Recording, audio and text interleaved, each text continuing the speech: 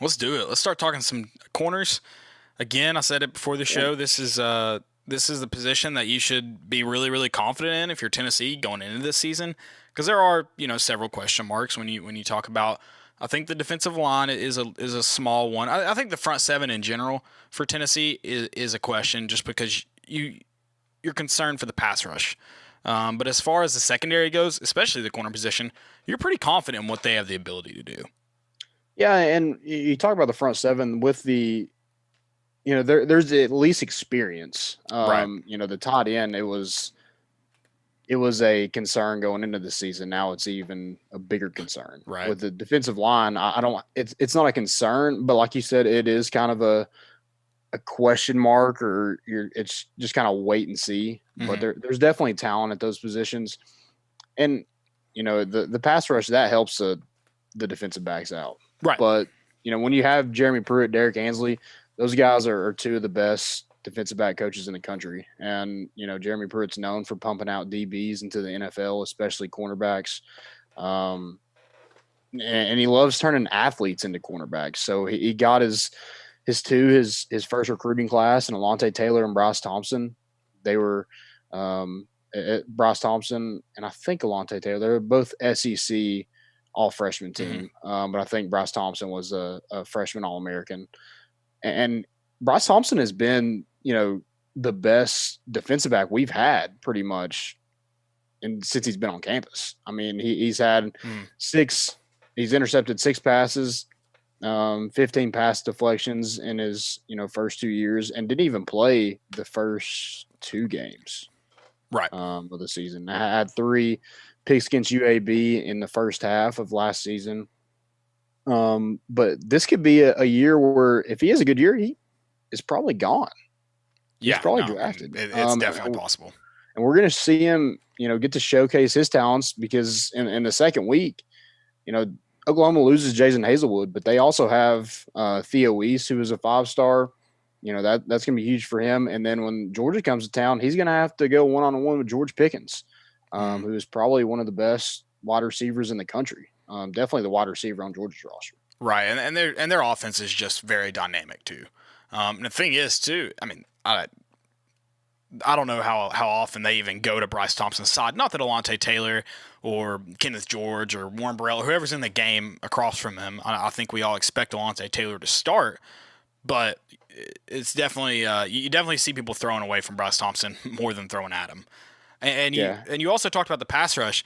The good thing about Jeremy Pruitt and Derek Ansley, the way they coach this defense, the DBs are just as important as the pass rush. There's a lot of blitzing coming from the outside. A lot of guys given the chance to go in the backfield and make a play.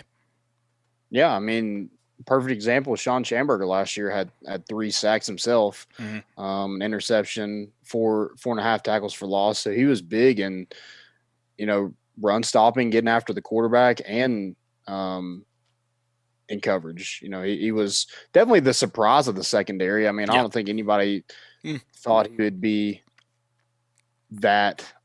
I guess not a surprise. I think him and Najee Warrior definitely were the 2 probably surprises of the secondary. Right. The 2 that played probably above what we thought their ceiling was. Mm-hmm.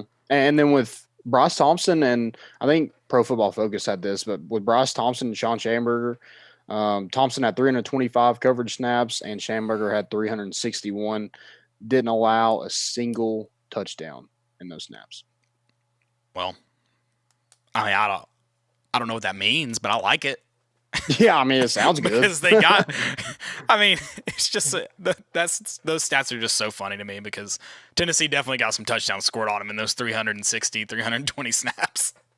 Oh, yeah. But it wasn't their guy. It wasn't their guy, so I like it. I'll sign me up. We'll blame it on the other guy. Pass along the blame. How many times did Jerry Garantano throw the ball past 5 yards on 3rd and 15? Best completion percentage? Probably 12, but they're the best 12 you've ever seen in your life. Yeah. Those analytics stats are hilarious. Is this Moneyball? It should be. We were arguing about this. Is Moneyball a baseball movie or not? Yeah, I would say so. I'd say so. Yeah. But I was just curious, because we were talking about that the other day. So Well, me and you were talking about it. No. Me and when we were into Sweetens Cove the other day, we were talking about Gotcha. it. Yeah. So it was But sorry. I think with Alontae Taylor, it's just him being more consistent. Yeah. I mean, the start of the season was rough. And a lot of that too is he was probably asked to do a lot more with Bryce Thompson out. I mean, they probably hurt him a little bit. You think that would have helped him a little bit more to, he's the side people aren't going to pick on. They're probably going to go at the freshman on the opposite side of the ball, but that really wasn't the case. And I don't know if it was necessarily picking on Alontae Taylor, but there wasn't really a threat on either side of the field that teams had to go away from necessarily. Yeah. And then he just made some key mistakes, BYU in particular. Yeah, couple of mental lapses, last season, but finished strong. So if he's able to be more consistent, he's got the size, he's got the talent, he's got the speed. I mean, he's just got to put it all together, and you could see his name called in this draft next year. Oh, I would agree with that. I mean, I think right now I'm expecting to see Bryce Thompson and Alontae Taylor not return. Yeah, and that's kind of scary too, because you look past them. So you got those three. Schamberger's a senior. Both of those are juniors. If those three are gone, Balen Buchanan's behind him. Hopefully he's back this year. I don't know how much he will be or if he'll even be available, but if he is, he's a redshirt senior. Mm-hmm. Kenneth George Jr. is a redshirt senior. So you have potentially 5 guys that are probably key contributors that might not be here next year. I didn't realize Kenneth George was a senior. He was a JUCO guy. Gotcha. Okay, that makes sense. So yeah, that makes sense. Yeah, so you got to recruit the heck out of this position next year. You have Warren Burrell, Kenny Solomon's probably going to be good. I don't know if Keyshawn Lawrence ends up at the nickel or if he's a corner or a safety, but he could be thrown in the mix some there too next year. Yeah, I mean, it's definitely going to be based on need, and I know corner's kind of been in a position that they've addressed in this 2021 class. Is it two corners in that class? In the 2020 class? 2021. Their athletes probably going to play corner. Yeah, I don't know if I see any. Just like Jay Jones is listed as a corner. I think Edwin White may be listed as a safety, but could play corner maybe. Yeah. I don't know. I just don't see like there's not one true corner, I don't think, in this class. I think Kamar Wilcoxon probably would have been it, but right. He still hasn't made up his mind where he's going to go. So. Oh, wait. Is he not Florida? Huh? Is he not Florida? Allegedly. His final decision? Yeah. Who knows? Idiots. I'm not calling the recruiting idiot. I'm talking about the Florida coaching staff that asked if that was his final decision. Yeah. Okay, so here's my question. Why tweet that when you think he's coming back to your team? That's seems like a really dumb idea. Yeah, that seems like it could backfire instantly. Right. I don't know did we talk about the star position when we did safety preview? No. You want to talk about it real quick? Or are you saving a preview specifically for that? Yeah, I mean, I did mention. You mentioned Sean Chamber. Yeah. Yeah, how he was the surprise and had a good year last year. And you talked about, being utilized not only in coverage, but, getting after the quarterback, helping with the run. And, you look at Justin Coleman in the NFL right now as a former Vol. He's the number 1 nickel cornerback in the country. So this is a position that's becoming more and more valued in football. So you're going to see a lot more guys take on that role. Balen Buchanan is right behind him, who played that position before Schamberger took it over. I don't know if he takes – I would highly doubt the way that Sean Schamberger played last year. It would be hard for me to think that Balen Buchanan would beat him out. But you have an option and you have experience behind him. So that's about all you can ask for with that position.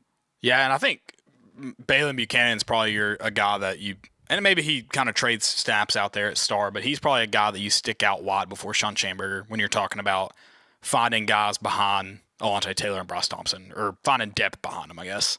Yep. Yeah. You talked about real quick, just Sean Schamberger. He was a big part of that defensive turnaround in the second half of the season.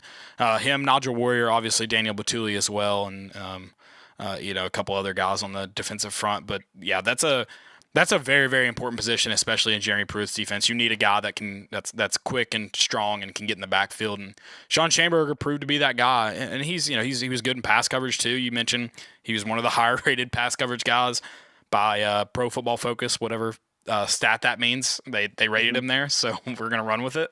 But yeah, it's a guy that was able to affect the game in a lot of different ways, and you're gonna need that this season, especially when you talk about finding a good pass rush and being able to be effective in that facet of the game. Yep.